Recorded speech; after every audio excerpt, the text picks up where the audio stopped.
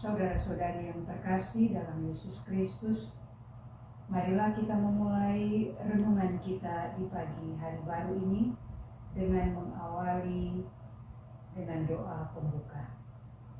Dalam nama Bapa dan Putra dan Roh Kudus. Amin. Marilah berdoa. Allah Bapa yang Maha Kuasa, Engkau menghendaki agar kerajaan-Mu tegak berdiri di tengah-tengah kami. Semoga melalui hal-hal yang kecil yang kami lakukan dengan penuh kasih, kami dapat ikut serta menumbuh kembangkan kerajaan-Mu. Berkati kami di pekan yang baru ini dengan kekuatan, kesehatan, rahmat kehidupan yang boleh kami alami. Semoga kami mampu mengamalkan kasih-Mu lewat sabda yang akan kami dengarkan dan renungkan ini. Dengan pengantaraan Yesus Kristus Putra-Mu, Tuhan kami, yang bersama dengan Dikau dalam persekutuan dengan Roh Kudus, Allah sepanjang segala masa. Amin. Marilah kita mendengarkan bacaan Injil. Inilah Injil Yesus Kristus menurut Matius. Dimuliakanlah Tuhan.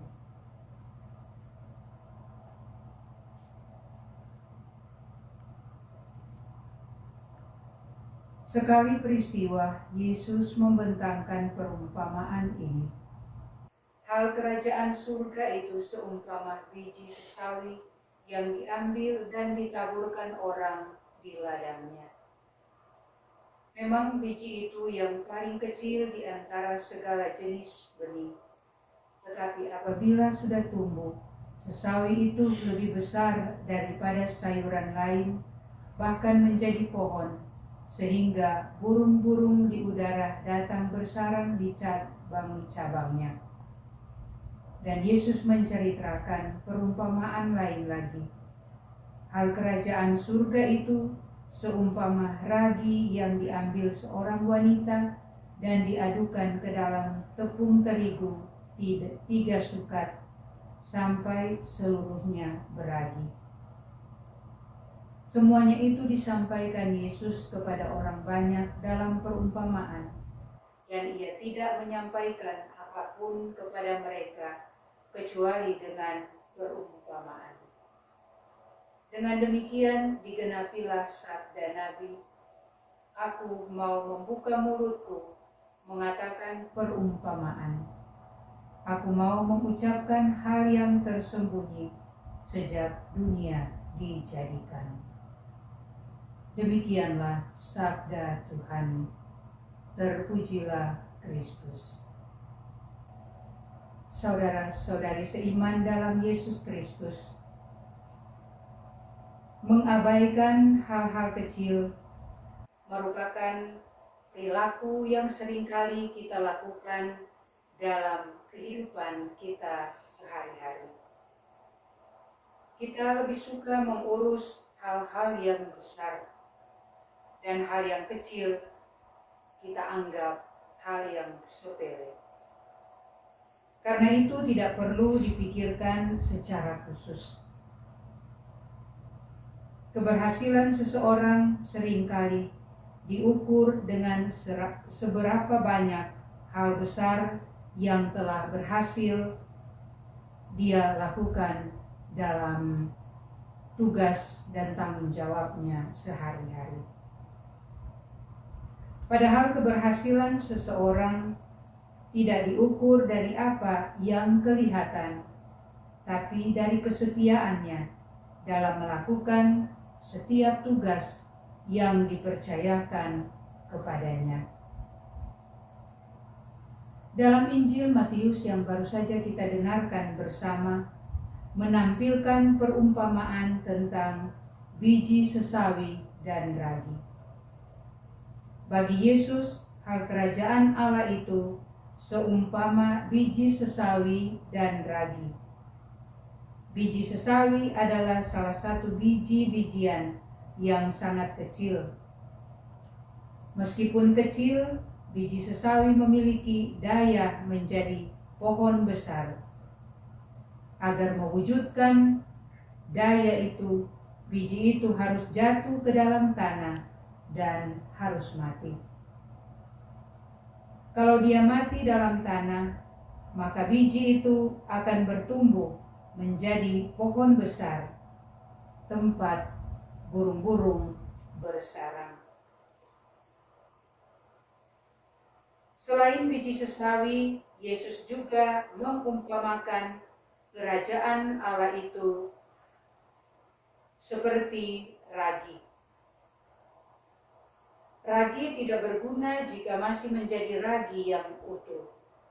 Sebaliknya, orang akan kenal kenikmatan atau manfaat dari ragi justru ketika dia dicampur dalam suatu adonan. Ragi akan memberikan rasa sekaligus mengembangkan adonan yang ada. Begitu pula kerajaan Allah adalah kekuasaan Allah yang berkarya dalam diri manusia. Ketika kerajaan Allah itu diumpamakan dengan biji sesawi dan ragi, maka betapa misteri karya Tuhan dalam diri dan hidup kita. Allah bahkan hadir dalam diri manusia secara tersembunyi dan sulit untuk dirasakan. Namun seringkali manusia dipengaruhi oleh hasrat manusiawinya yang selalu mengharapkan hal-hal yang besar dan yang kelihatan. Misteri Allah hadir dalam setiap pengalaman peristiwa manusia yang sangat sederhana.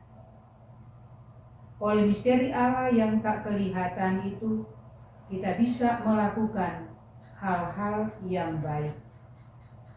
Seperti halnya kerajaan Allah yang hadir dalam hal sederhana dan tak kelihatan, namun kedahsyatannya selalu dirasakan oleh manusia, maka kita pun diminta untuk tidak harus selalu melakukan hal-hal yang luar biasa, melainkan mulailah dengan melakukan hal-hal kebaikan-kebaikan dari yang kecil.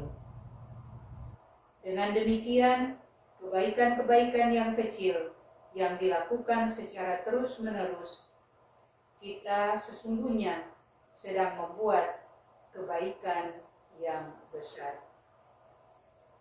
Marilah kita melaksanakan sabda kasih Tuhan dengan tidak menuntut hal-hal yang besar, tetapi kita berusaha untuk melakukan hal-hal yang kecil yang sesuai dengan kehendak Tuhan.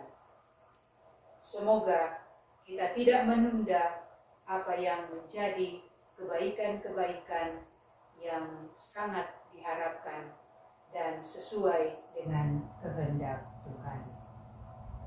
Semoga demikian. Amin. Marilah berdoa. Allah Bapa yang Maha Kudus, kami bersyukur dan berterima kasih atas berkat-Mu yang boleh kami nikmati di pagi hari baru ini.